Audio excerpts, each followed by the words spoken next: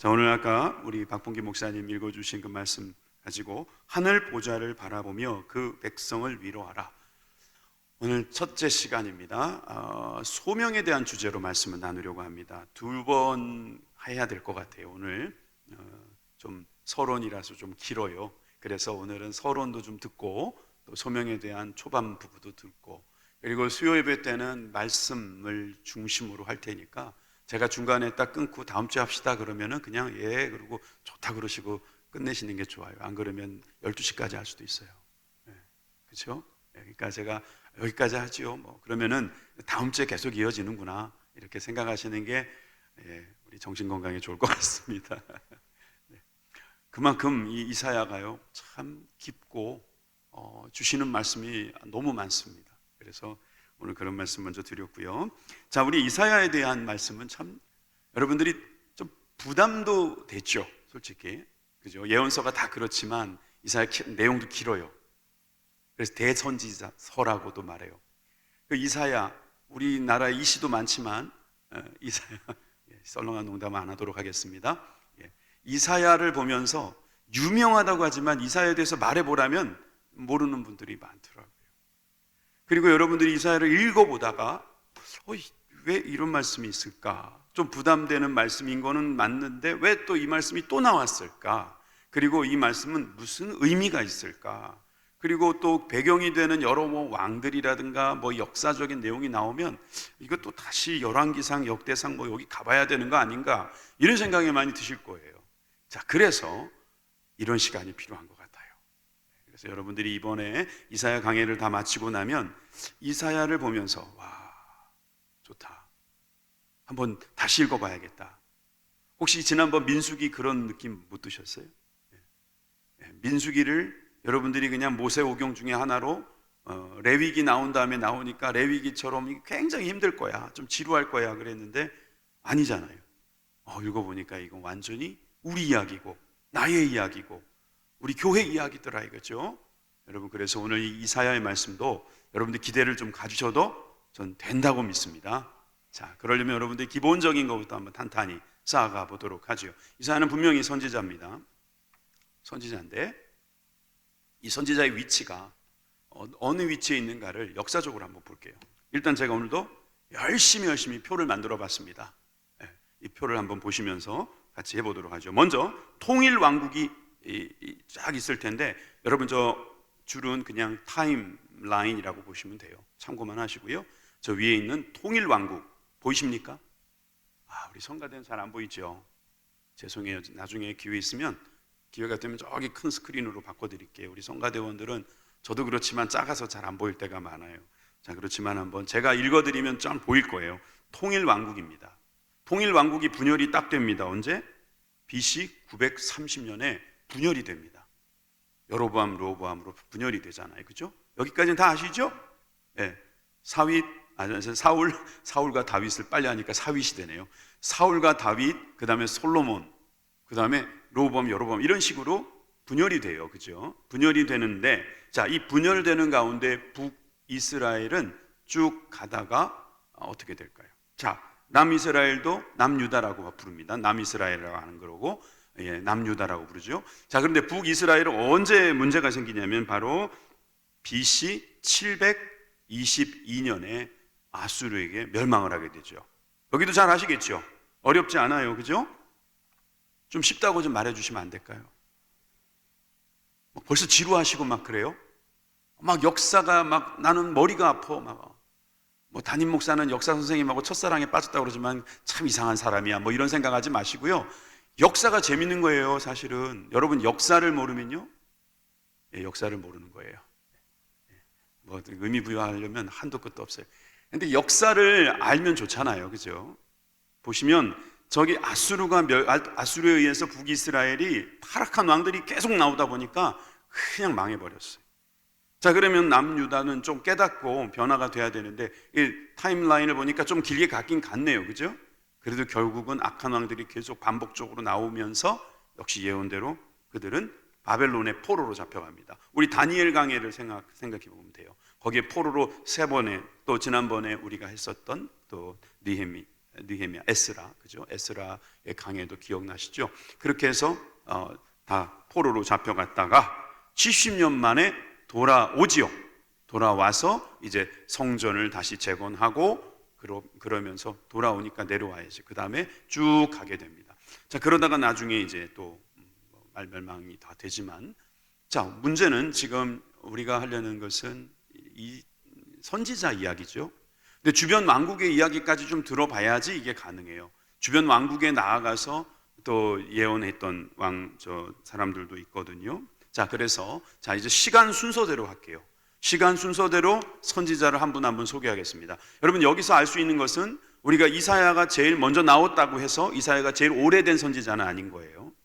지금 이 표가 거의 더 맞아요. 이 표가 다 완성이 되면 여러분 카메라로 찍어 놓으시면 좋아요. 혹시 그러지 않으실 것 같아서 제가 다음 주에 우리 교구장 통해 가지고 이 페이지만은 여러분들에게 다 보내드리겠습니다. 필요하신 분들은 보시면 좋을 것 같아요. 자, 먼저 오바댜를 소개하겠습니다. 먼저 저 열강부터 소개를 하는 게 좋겠군요. 자, 시리아가 있었다가 시리아가 멸망하지요. 아수르에 의해서. 자, 아수르에게 732년. 그 다음에 아수르가 있다가 다시 바벨론에 의해서 멸망하게 되고, 또 바벨론도 나중에 메대와 바사에 의해서 멸망하게 되고, 메대와 바사도 나중에는 결국은 멸망하게 되죠. 여기는 이제 헬라라고 하는 그리스에게 멸망을 당하게 됩니다. 자, 이제부터는 정말로 이제 선지자 이야기 하겠습니다. 오바댜가 등장합니다. 그리고 나서 요엘이 요나도 등장하고요. 그 다음에 요엘이 있습니다. 요엘과 그 다음에 이사야, 아모스, 호세야, 이사야, 여기 다 같은 세대 사람이, 미가까지 같은 시대 사람이, 같은 시대, 북이스라엘과 남유다에서 같이 사역했던 동시대 사람이라고 보면 맞을 거예요. 그 다음에 스바냐, 예레미야, 하박국이 그 다음에 이제 이 바벨론 포로 가기 직전에 이제 활동하던 선지자라고 보면 됩니다. 솔직히 우리 머리로 이거 다 외운다는 건 쉽지 않아요. 저도 지금 못 외워서 보고하잖아요, 그죠? 대충은 아는데 헷갈릴 때가 있어요. 자, 그 다음에 에스겔과 다니엘은 포로기에 포로로 잡혀가서 예언하고 또 거기서 사역했던 사람이라고 볼 수 있어요. 왔다 갔다 했죠. 자, 그런데 학개, 스가랴, 말라기 이 세 사람은 포로기 이후에 선지자라고 보시면 됩니다. 나훔도 또 이렇게 했죠. 여러분, 이렇게 표를 여러분들이 보고 계시면 좋을 것 같아요. 제가 다음에 이 표를 그림 파일로 만들어서 여러분 카톡으로 보내드릴게요. 이제 교구장 통해서 보내드리면 거의 다 맞을 것 같아요. 자, 보십시오. 이사야는 어디 있습니까? 바로 요엘 뒤에 저기 있어요. 이사야는 그렇듯이 제일 첫 번째 선지자는 아닙니다. 또 대선지서다 그래가지고 대선지자는 아닙니다. 선지자에는 크고 작음이 없습니다. 양이 좀 많다는 거예요. 사실 양으로 따지면 예레미야가 히브리어가 더 많답니다. 그렇지만 이사야가 왜 제일 먼저 나왔을까라는 질문에 이렇게 답할 수 있습니다. 모든 선지서의 개요의 역할을 하기 때문이다. 모든 선지서의 개요의 역할을 한다. 왜 선지서, 왜 예언서가 나와야 하느냐? 여기에 대해서 이사야가 먼저 잘 열어주고 있다는 거죠. 66권으로 되어 있고 또 이 66권에 대한 이야기도 제가 이따가 또 말씀을 드리도록 하겠습니다. 아까 타임라인을 본 김에 조금만 더 보면은 뭐냐면 왕들이 그 당시에 있었을 거 아니겠습니까? 왕 중심으로 이사야가 어떻게 활동했는지 이것을 알고 있으면 여러분들에게 도움이 됩니다. 먼저 우시아라는 왕이 있었죠. 여러분, 우시아 왕은 처음에는 선왕이었어요. 제법 잘 했던 것 같아요. 그런데 마지막에 그가 교만해져서 문둥병에 걸려 죽고 말지요. 자, 우시아가 죽고 요담, 아하스, 히스기야 이런 왕들이 활동할 때 이사야가 쭉 이 시대에 활동을 했다고 보시면 돼요. 다시 한번 보세요. 우시아, 요담, 아하스, 히스기야. 아하스 같은 경우도 이제 제가 다음에 또 이야기하겠습니다만 히스기야는 잘 알죠? 히스기야에 대해서도 잘 아실 거예요. 그래서 이 시대에 이사야가 활동한다. 이번 이사야 강의에서 자주 보게 될 왕들의 이름이라서 여러분들에게 먼저 소개했습니다. 자, 그 다음에 이사야의 이름의 뜻도 알면 좋죠. 이사야, 여호와는 구원이시다. 여러분 히브리어에 관심 있는 분들 저렇게 쓰시면 돼요. 아이샤이야후 이렇게 읽는다고 합니다. 그래서 여호와는 구원이시다. 좋은 의미죠. 그죠? 그리고 사실은 여호와는 구원이시다라는 예언을 하는 사람이기도 합니다. 그래서 이 구원을 선포하시는 그런 하나님의 대언자로서 이사야가 쓰임을 받았죠. 이사야 구조를 보겠습니다. 1장부터 66장까지 있다고 그랬는데 39, 27. 그래서 구약이 39장 9권으로 돼 있죠. 근데 이사야 구조도 그래요. 1장부터 39장까지 있고요. 그 다음에 40장부터 66장까지 27권이 후반에 있어요. 이렇게 완전히 반으로 나눌 수 있어요. 왜 그러냐면 내용이 그래요. 내용이 어떤 내용이냐면 포로 생활 이전의 내용이 39장까지 있어요. 포로 생활 이전이니까 경고 막 이렇게 들었을 때겠죠. 그죠? 자, 포로 생활 이후는 그 다음에 40장부터 66장. 그래서 내용을 보시게 되면 이스라엘과 열방을 향한 심판과 비난에 대한 내용이 1장부터 39장까지 나옵니다. 그러니까 계속 무슨 말만 하냐면 너 그러다가 멸망당한다. 계속 경고하는 겁니다. 계속. 졸면 안 돼! 그러면서 막 경고하고 깨세요! 막 그렇게 경고하고 옆에 있는 분도 깨우세요! 막 이렇게 경고하는 거예요. 그죠? 근데 이건 심판과 비난은 아니고 경고. 자, 그 다음에 옆에 40장 이후에는 용서와 구원에 대한 내용이 나와요. 완전 뒤집어지잖아요. 앞에서는 이런 막 경고를 했다가 다음에는 언제 그랬냐는 식으로 그 다음부터는 너무너무 위로해 주시는 말씀이에요. 그래서 여러분들이 제일 좋아하는 이사야의 말씀 어디 있냐면은 다 40장 이후에 있어요. 그래서 맨날 이사야 읽으라면 40장 이후부터만 읽고 싶어 해요.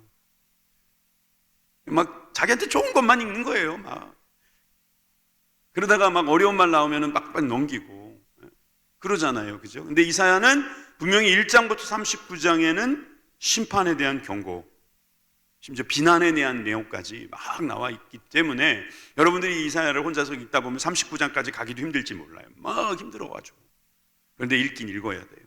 이게 바로 우리들이 들어야 될 말씀인 줄 믿으시기 바랍니다. 자, 그런데 40장부터의 내용을 또 할 텐데, 자, 그럼 여러분들한테 선택의 기회를 드릴까요? 39장 앞에 걸 들으실래요? 39장 뒤에 걸 들으실래요? 앞에 걸 들으신다 그래서 앞에 걸로 저 결정을 제 맘대로 합니다. 제가 오늘 왜 이렇게 자꾸 이렇게 하냐면은 이사야에 대해서 여러분 너무 선입견을 많이 갖고 계셔서 좀 쉽다는 걸 알려드리려고 그래요. 저는 이사야의 말씀 중에 이 말씀이 제일 첫 번째로 유명한 말씀이라고 생각해요. 이사야 1장 2절에서 3절 말씀 다 같이 읽어보겠습니다. 시작. 하늘이여 들으라, 땅이여 귀를 기울이라. 여호와께서 말씀하시기를 내가 자식을 양육하였거늘 그들이 나를 거역하였도다. 소는 그 임자를 알고 나귀는 주인의 구유를 알건만은 이스라엘은 알지 못하고 나의 백성은 깨닫지 못하는도다. 아멘. 여러분, 주님께서 삐지셨어요. 너무너무 삐지셨어요. 왜? 거역했기 때문에. 그 거역함이 어느 정도냐 하면은 소도 임자를 알고 나귀도 주인을 안 돼요. 구유를 안 돼, 구유를. 맞잖아요. 그죠? 그러면 소만도 못한 거고 나귀만도 못한 우리들이 된 거예요. 왜? 이스라엘이 뭘 알지 못했고 나의 백성이 깨닫지 못해서요. 여러분, 예언서가 다 그렇습니다. 사실은 죄 때문에 심판받게 될 것이다라는 예언으로 대부분 시작합니다. 그 심판에 대한 메시지를 듣고 깨닫는 사람은 그 심판을 면할 수도 있었겠죠. 그러나 깨닫지 못하면 거기서 결국은 그 말씀이 이루어지는 것을 보게 되는 것입니다. 오늘날 우리들에게 주신 말씀도 마찬가지입니다. 경고의 말씀이 많습니다. 그래서 그 말씀을 듣고 깨닫는 사람은 사는 것이고 못 듣는 사람은 죽습니다.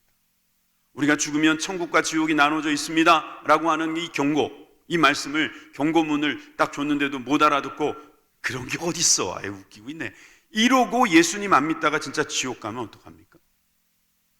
그래? 진짜? 갔다 온 사람은 아직 없지. 야, 근데 이거 믿어야 되나 말아야 돼? 어떤 분은 뭐 천국 갔다 왔다고 그러고 어떤 분은 또 지옥 갔다 왔다고 그러는데 사실 저는 저한테 개인적으로 물어본다면 저는 안 갔다 왔어요. 전 가면 끝난 거지 전 돌아올 생각이 없습니다. 예. 천국 갔으면 그냥 가는 거지 못하러 와요. 자, 그 다음에 뭐 또 지옥에 갔다가 왔다고요? 그러면 하나님 너무하신 거예요. 그 부자 좀 풀어주시지. 부자 좀 잠깐 내려오게 해주면 안 됐어요? 솔직히 말씀드리면요, 전 지옥 갔다 온 분들의 말을 잘 새겨들어야 된다고 생각해요. 그분들의 삶을 좀 가만히 보세요. 말씀만 듣지 마시고요, 그분들의 삶이 정말 경건한가 보시란 말이에요. 잠시 경건할 수는 있습니다. 시간의 검증을 가지시라고요. 시간의 검증을. 정말로 자기가 지옥에 갔다 왔는데 그냥 상상으로 이렇게 환상으로 보고 그런 게 아니라 진짜 자기가 지옥에 갔다 왔는데 그렇게는 살면 안 되죠. 네? 여러분, 우리가 이 환상을 본다, 어디 갔다 왔다, 뭐 이런 말 하는 분들 많은데요, 소가 자기 주인을 아는 것, 나귀가 자기 구유를 아는 것, 그거보다도 못한 우리들의 모습이 있다고 하나님은 경고하시는 거예요. 이 경고를 듣는 저와 여러분들이 되길 바랍니다. 사실 우리가 소나 나귀보다 어리석어서 그런 게 아니겠죠? 우리가 더 좋은 것에 빠져서 그런 거죠. 그게 더 좋으니까 나의 주인의 말을, 나를 사랑하는 이의 말을 듣지 않고 그냥 내가 좋은 것에, 내가 빠진 것에 헤어나오지 못하기 때문인 것입니다. 자, 그래서 오늘 사실은 제가 아까 소명이라고 그랬죠. 모든 선지서에는 대부분 소명 기사가 1장이나 앞부분에 나오는데 이 이사야만 특이하게 6장부터 나옵니다. 그래도 1장부터 저 안 하고 6장부터 합니다. 자, 6장의 이 소명 기사를 여러분들이 읽었는데, 소명 기사에서 첫 번째 여러분들이 기억해야 될 것은 거룩한 왕과의 만남이라는 것입니다. 1절을 보시겠습니다. 1절, 우시야 왕이 죽던 해에, 아까 봤던 왕이죠, 우시야 왕, 문둥병으로 죽었다는 그 왕. 우시야 왕이 죽었습니다. 내가 본즉 주께서 높이 들린 보좌에 앉으셨는데 그 옷자락은 성전에 가득하였고. 여러분, 우시야 왕이 죽었을 때 이사야는 뭘 하고 있었을까요? 역대하 32장 32절로 가보면 히스기야의 남은 행적과 그의 모든 선한 일을 아모스의 아들 선지자 이사야의 묵시책과 유다와 이스라엘 열왕기에 기록되니라. 다시 말하면 선지자 이사야는 히스기야 주변에 있었던 왕과 함께하는 선지자였다는 것입니다. 다시 말해서 우시야 왕의 죽음도 분명히 이사야의 생활과 연결이 있었을 거예요.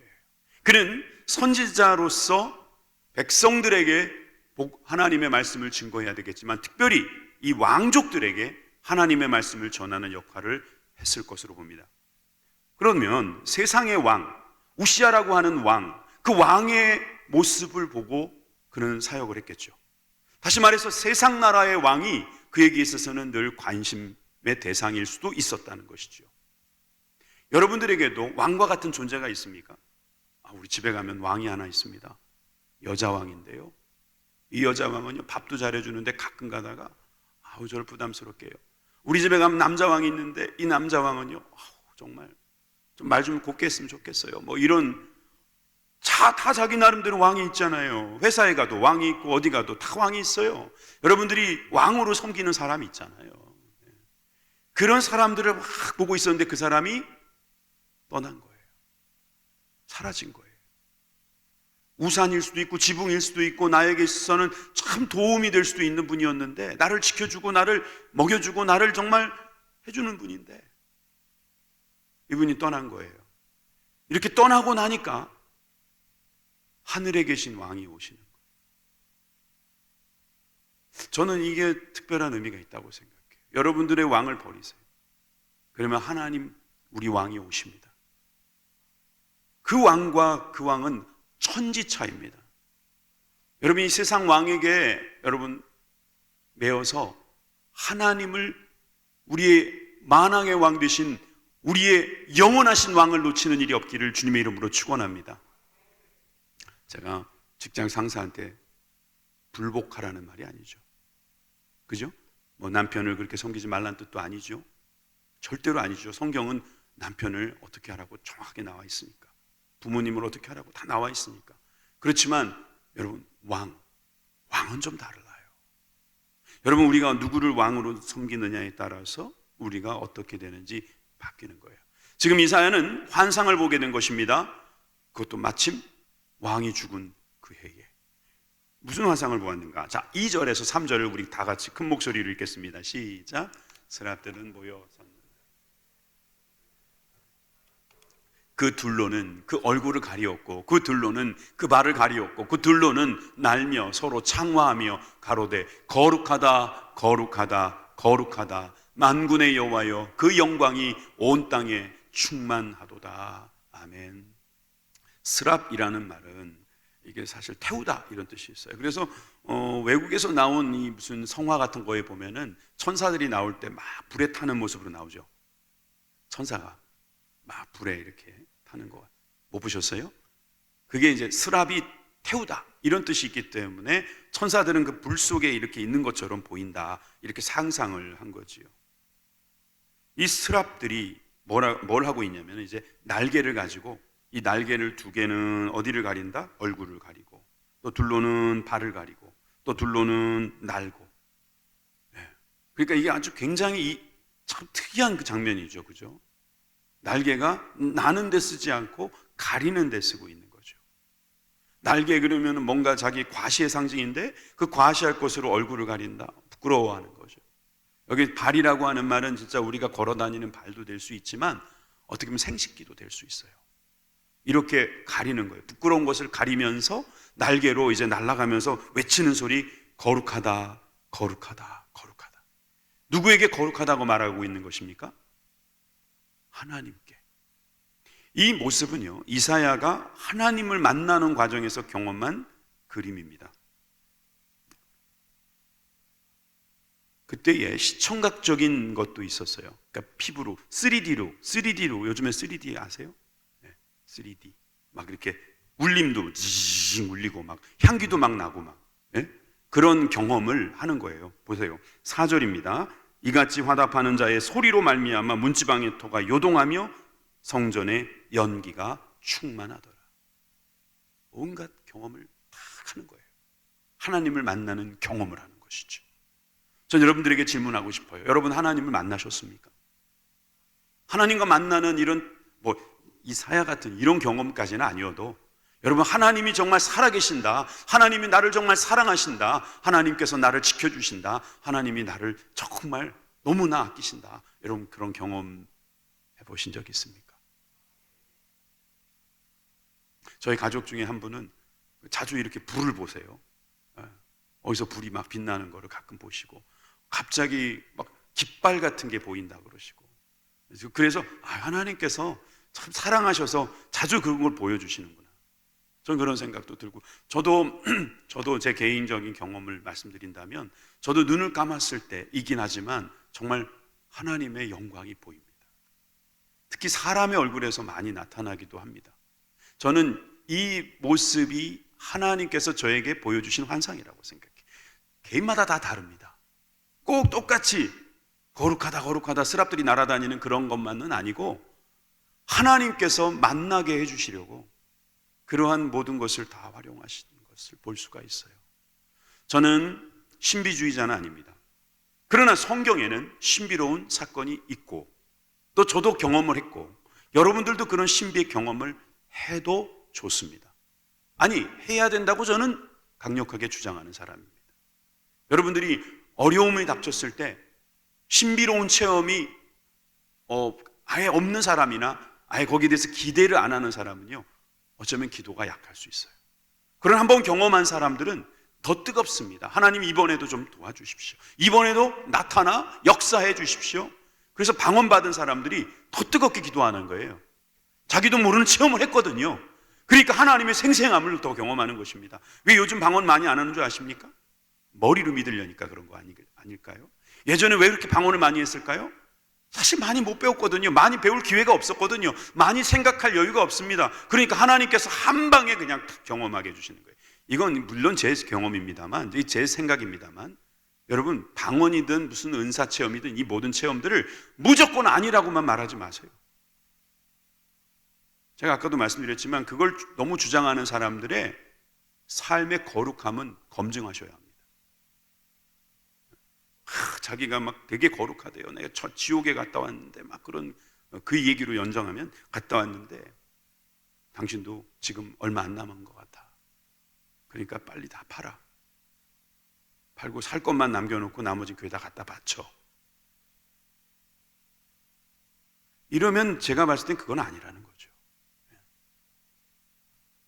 그러니까 여러분, 우리 교회가 말이에요, 우리 모든 이 교회가요, 하나님에 대한 이 신비로운 경험, 주님과의 만남은 반드시 있어야 된다는 것입니다. 여러분, 왕과의 만남을 기대하십니까? 그럼 왕을 기다리셔야죠. 오늘이 이제 무슨 날이냐면 사실 대림절 첫째 주가 아닙니다. 지난 주일이 대림절 첫 주였어요. 대림절 총 4주를 지내면 왕이 오시잖아요. 기다리십니까? 물론 초림의 왕은 오셨습니다. 그러나 재림하실 왕을 여러분 기다리십니까? 그 왕을 미리 경험하셨다면 할렐루야, 주님을 찬양합니다. 여러분, 그 왕을 경험한 사람에게는 하나님께서 그 다음에 무엇을 하시는가 보니까 정결의식을 하시더라는 거예요. 정결의식. 여러분, 하나님을 만난 사람이 그 다음에 어떻게 되느냐? 바로 이렇게 정결의식을 하게 된다는 거예요. 자, 5절을 같이 읽겠습니다. 시작. 그때에 내가 말하되 화로다 나요 망하게 되었도다. 지금 보세요. 하나님을 만난 것도 아니에요. 사실 정확히 보면 하나님을 찬양하는 천사를 경험한 거예요. 영계를 경험했을 뿐인데 지금 이사야의 입에서 나오는 것은 화로다 나로 망하게 되었다. 여러분, 공동 번역에는요 이렇게 리얼하게 번역을 했더라고요. 큰일 났다. 이제 난 죽었다. 큰일 났다. 나는 이제 죽었다. 여러분, 하나님을 만나면요 내가 얼마나 큰 죄인인지를 깨닫게 되는 거죠. 아, 내가 그냥 막 살았는데 그게 아니었구나. 하나님이 정말 계시는구나. 깜짝 놀라는 거죠. 그리고 나서 다시금 자신을 돌아보게 되는 거예요. 그러면 나는 망할 수밖에 없는 존재라는 거예요. 내가 그동안 걸어온 길을 보면, 내가 그동안 했던 말을 생각하면, 내가 생각했던 걸 생각해 보면 난 끝난 거예요. 난 이제 죽게 생겼다. 여러분, 이게 부정적인 말이라고 말하지 마세요. 이거는 자신을 제대로 보고 있는, 어찌 보면 너무나 솔직한 고백이라고 말할 수 있어요. 여러분, 우리는 예수님이 없다면 그냥 영원히 죽은 존재입니다. 여러분, 그렇기 때문에 화로다 나요 망하게 되었도다. 이 말은요 이게 자기를 죽이는 일이라고 볼 수 있어요. 이 화로다라는 말도 이 히브리어를 보니까 호이라고 돼 있어요. 호이. 화 있을진저 호이라는 말이에요. 호이. 호이는 언제 히브리 사람들이 쓰는 거냐면, 우리나라는 이제 죽으면, 사람들이 죽으면 아이고 하죠. 그 아이고가 그 나라에서는 호이입니다. 호이 그러는 거예요. 이제 죽었다. 우리 망했다. 이제 끝났다. 어떻게 하면 좋냐. 그런 탄성이죠. 탄성이라고 써야 되나. 아주 이거는 정말 자기 스스로를 장래의식하는 그런 내용이라고 볼 수 있습니다. 예레미야 22장 18절에 가보세요. 여기 보니까 그러므로 나 여호와가 유다 왕 요시야의 아들 여호야김에게 대하여 이같이 말하노라. 무리가 그를 위하여 슬프다 내 형제여 슬프다 내 자매여 하며 통곡하지 아니할 것이며 그를 위하여 슬프다 주여 슬프다 그 영광이여 하며 통곡할지라도 아니할 것이라. 여기서 슬프다 호이, 화로다, 슬프다 호이, 죽었다, 큰일 났다. 여러분, 하나님을 만나고 나면은 큰일 났다 이런 생각이 드는 거예요. 큰일 났구나. 하나님 만났는데 그냥 막 와 좋다만 있으면 그 사람은 뭐 어떻게 보면 자기 생각이 없는 거죠. 정말 하나님이 나에게 오셨네. 그러면 거기에서 눈물이 나고 거기서 주님 앞에 무릎을 꿇게 되는 경험이 있는 거예요. 저도 이제 처음 성령 받았을 때 기억이 나요. 지금도 성령이 충만하기만 하면 제 마음이 뭉클해지고 막 감동이 나고 거기서 저의 죄됨이 드러나기도 하고 그래서 눈물이 납니다만, 예전에 처음에는 그걸 감출 수가 없더라고요. 그냥 한번 이야기했잖아요, 그죠?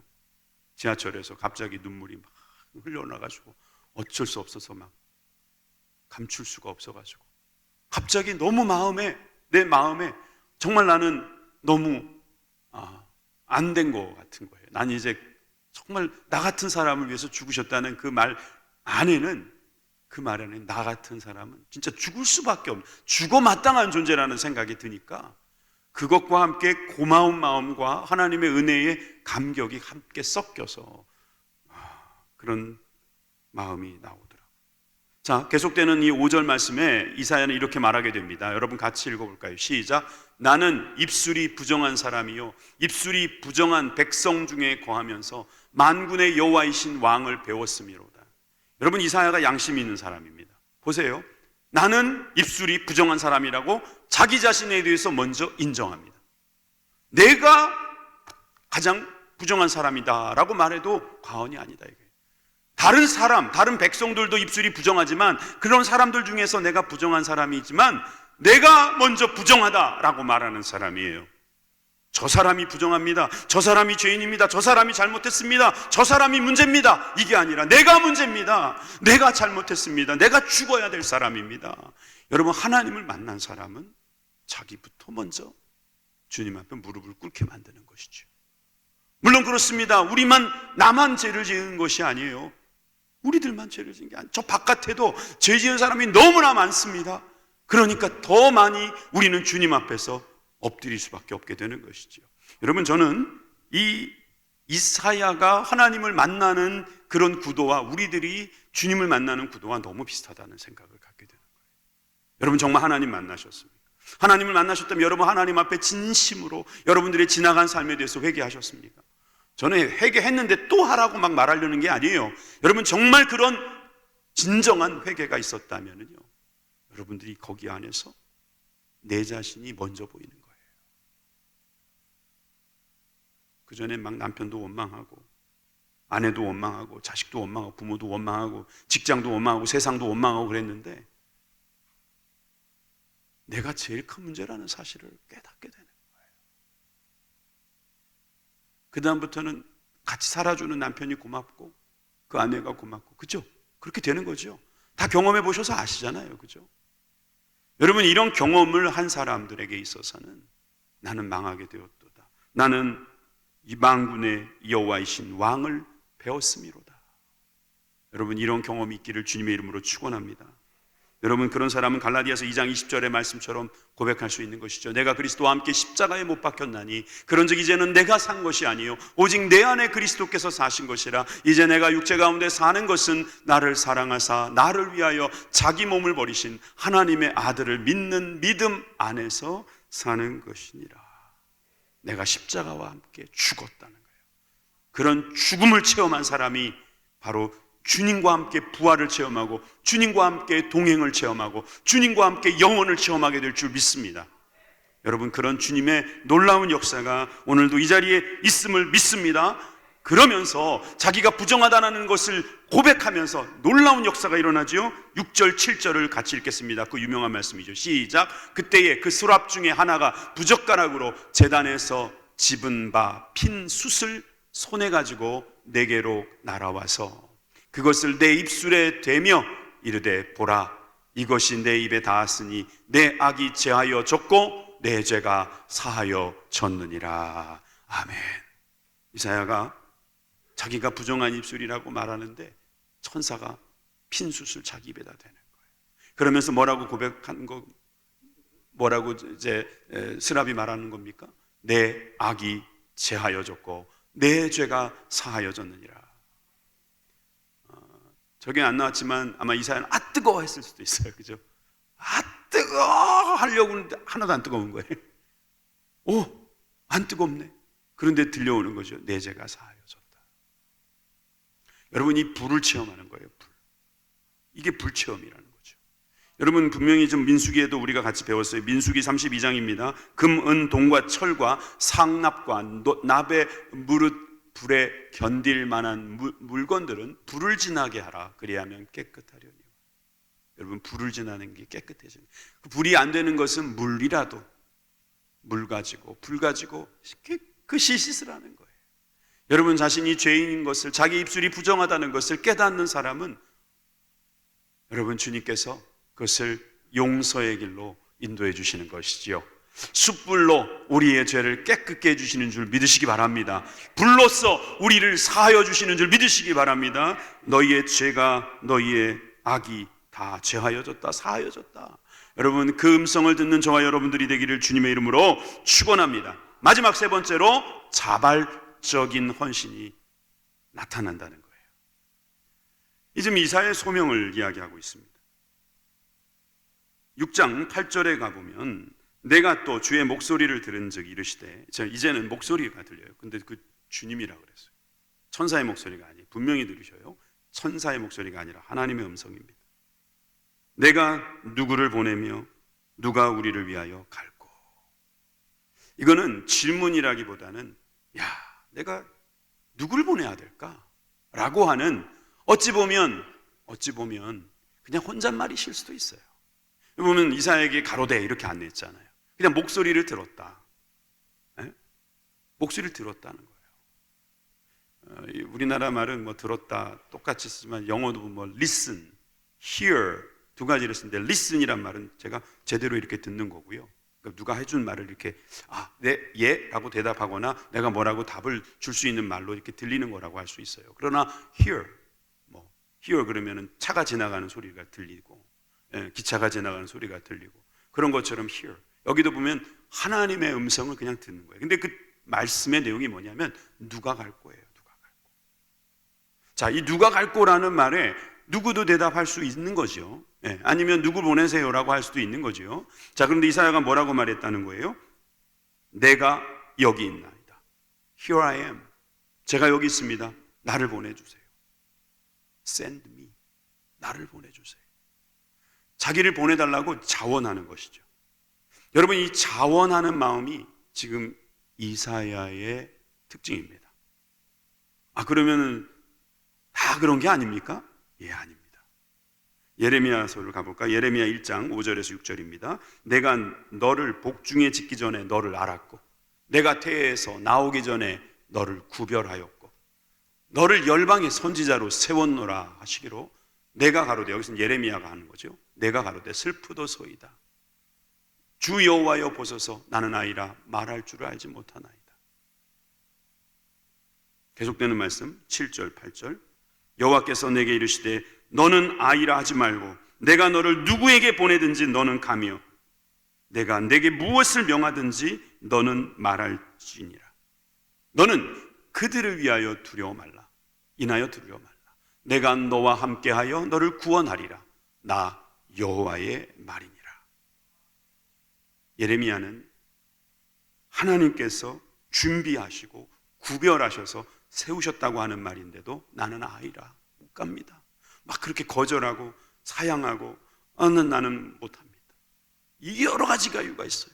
못 갈 이유는 1000가지도 넘겠죠. 그죠? 그런데 하나님 뭐라고 말씀하십니까? 내가 너를 보낸다는 거예요. 누구든지 내가 보내면 가야 되는 거 아니냐 이거예요. 그래서 내가 너를 누구에게 보내든지 너는 가라. 내가 너에게 무엇을 명하든지 가라. 그러면서 그냥 보내버리시는 거예요. 자, 크게 두 가지 경우가 있다는 것입니다. 군대도 그런 경우가 있어요. 차출병이 있어요. 차출병. 그냥 때가 돼가지고 너 이리 와. 목 입어. 머리 깎고 들어가. 이러는 경우가 있고 나 보내주세요. 나가서 일하고 싶어요. 나가서 나라를 위해서 한번 해주고 싶어요. 둘 다 똑같이 들어가서 똑같이 군대 생활하는데 누가 더 잘할까? 라는 것은 여러분들에게 맡기겠습니다. 그런데 중요한 것은 우리들 중에는 이 둘 중에 하나 다 들어있다는 거예요. 하나님께서 이사야를 특별히 지원병으로 보내셨다는 사실을 우린 여기서 좀 보고 가자는 거예요. 자기의 입술이 부정하다는 것을 인정했을 때 숯불로 자기 입술이 깨끗게 되는 것을 경험한 이사야는 하나님을 만난 그 경험이라고 고백하면서 하나님이 혼잣말로 하시는 말씀에 주님 제가 여기 있습니다. 저 좀 보내주십시오. 그렇게 자원하고 있는 거예요. 자, 이렇게 자원했으면 하나님께서 여러분이라면 또 저라면 그랬을 거예요. 야, 너 정말 고맙다 야. 너 좀 좋은 데 가봐야겠다. 좋은 데로 보내줄게. 그러실 만도 한데 계속되는 말씀을 볼까요? 이사야 6장 9절에서 10절 말씀 같이 읽겠습니다. 시작. 여호와께서 가라사대 가서 이 백성에게 이르기를 너희가 듣기는 들어도 깨닫지 못할 것이요 보기는 보아도 알지 못하리라 하여 이 백성이 마음으로 둔하게 하며 그 귀가 막히고 눈이 감기게 하라. 염려컨대 그들이 눈으로 보고 귀로 듣고 마음으로 깨닫고 다시 돌아와서 고침을 받을까 하노라. 여러분, 이 말씀 좀 길지만 한마디로 말해서 너희들 못 들을 거다. 누구를 보내도 내가 하는 말을 저들은 듣지 못할 거다, 이 말입니다. 듣기는 들어도 깨닫지 못하고 보기는 보아도 마음이 둔하고 눈이 감기게 될 정도가 될 거다. 이거는 좀 이상한 겁니다. 어찌 보면 이건 굉장히 신비롭고 어려운 본문이에요. 이 본문은 어차피 사람이 바뀌지 않을 걸 하나님이 아시는데 왜 보내냐는 거예요. 그죠? 안 바뀔 걸 뻔히 알면서 왜 주의 종을 그렇게 가서 소위 생고생을 시키느냐, 이 말이죠. 계속되는 말씀은요, 또 11절 12절은요 이렇게까지 말씀하십니다. 내가 이르되 주여 어느 때까지니까, 무슨 말씀인지는 알았는데 언제까지 내가 그렇게 가서 일하면 되겠습니까? 그랬더니 주께서 말씀하시 성읍들은 황폐하여 주민이 없으며 가옥들은 사람이 없고 이 토지는 황폐하게 되며 여호와께서 사람들을 멀리 옮기셔서 이 땅 가운데서 황폐한 곳이 많을 때까지다. 황폐. 여러분, 이제 개정이라서 다 황폐라고 돼 있더라고요. 근데 뭐 전폐, 황폐, 폐하연 곳 막 이런 식으로 한글 번역은 또 그렇게 돼 있죠. 그런데 여러분, 이게 무슨 말이냐면 완전히 망할 때까지 분명히 안 들을 게 뻔하지만 너 가라는 거예요. 이거 어떻게 해석해야 돼요? 여러분들 여기서 가장 힘들어하는 거예요. 아니, 하나님은 실패할 거 뻔히 알면서 왜 보내는 거예요? 제가 아는 어떤 목사님이 선교사들을 모아놓고 강의를 하는데 이 내용을 갖고 설교를 하다가 이렇게 말했다는 거예요. 하나님께서는 때로 실패할 임무 아시면서도 그곳에 보내는 경우가 있습니다. 그랬더니 이분이 강의가 끝나고 나와서 막 그러더라는 거예요. 목사님, 나는 정말 쓸모없는 선교사인 줄 알았습니다. 왜냐하면 저는 맨날 가가지고 돈만 보내달라 그랬지 실제로 전도 못했습니다. 중동 선교사였거든요. 근데 하나님께서 이 말씀을 해주시니까 하나님이 저를 왜 그곳에 보냈는지 알게 되었다는 거죠. 여러분, 참 이 놀라운 말씀이거든요. 이게 실패할 임무에 우리를 보내는 거예요. 기왕이면 성공할 임무에 가서 잘 싸워서 하나님께 영광 할렐루야 하고 정말 금이 환영하면 얼마나 좋겠습니까? 자, 그렇다면 실패하는 사람은 그럼 다 끝난 겁니까? 아무것도 아닌 겁니까? 하나님 사역을 다 하지 못한 건가요? 이런 설교가 저한테는 좀 맞지 않을 수도 있는데, 왜냐하면 저는 이렇게 대형교회 목사, 그래서 여러 우리 성도님들의 도움을 많이 받고 참 그래도 어려움 없이 하는 편이죠. 그런데 저 시골에 있는 성도들을 진짜 한두 명, 정말 이분들하고 평생 동안 얼굴 까맣게 거울려서 누구 하나 와서 위로해 주는 사람 없는데 거기서 평생 목회자로 그 목회를 해나가시는 분들은 실패한 겁니까? 하나님이 거기 모르시고 거기다 보내셨습니까? 아니, 우리 구역 식구가 말을 들어야지 구역을 하죠. 하나님 모르셔서 그 구역 맡기셨습니까? 여러분, 전 이렇게 분명히 하나님께서 말씀해 주신다고 생각해요. 내가 그거 어떻게 될지 알아. 내가 그 일의 끝을 알고는 있어. 그렇지만 내가 그 일을 너에게 맡기는 거야. 여러분이 이렇게 맡기는 가운데서 그냥 끝나면은 우리도 당황스러울 거예요. 그런데 보세요. 13절을 보십시오. 13절. 그 중에 10분의 1이 오히려 남아 있을지라도 이것도 삼킴 받을 것이다. 여러분, 10분의 1까지도 다 어떻게 보면 장담할 수가 없는 게 10분의 1 남은 것도 많이 없어진 거잖아요. 그죠? 밤나무 상수리 나무가 배임을 당해도 그 구루터기는 남아있는 것 같이 거룩한 씨가 이 땅에 구루터기니라. 구루터기가 남아있게 된다는 거예요. 그러면서 7장으로 넘어가서 바로 그 유명한 예수님의 탄생 예언이 나오는 거죠. 동정녀에게서 아이가 나온다는 그 말씀이 나오게 되는 건데, 자, 이제 정리를 해야겠습니다. 오늘 여기까지 할게요. 자발적인 헌신. 여러분, 우리가 차출당할 수도 있고요, 자발적으로 갈 수도 있어요. 또 자발적으로 갔는데도 불구하고 어떻게 보면 실패하는 임무에 투입될 수도 있습니다. 그러나 하나님은 성과를 보시지 않고 실적 중심이 아니시고, 또 그 문제로 인하여서 하나님도 같이 다 알고 계시고 보낸 거라면 여러분, 우리는 갈 수 있어야 합니다. 사실 우리 눈에 보기 좋다고 좋은 게 아닙니다. 우리 눈에 보기 안 좋은 것이 도리어 하나님이 보시기에 좋을 수 있다는 것이 바로 소명을 받는 자의 자세가 아닐까 하는 생각을 이 말씀을 통해서 하게 되었습니다. 기도하겠습니다.